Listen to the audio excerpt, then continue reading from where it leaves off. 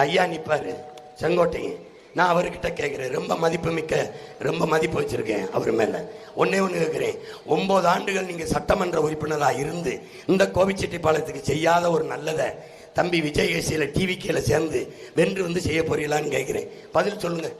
9 முறை எம்எல்ஏவா இருந்து செய்யாத ஒன்றை இந்த டிவிக்கில் இருந்துதான்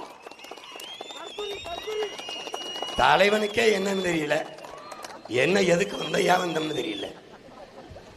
கடைசி காலத்தில் இப்படி போய்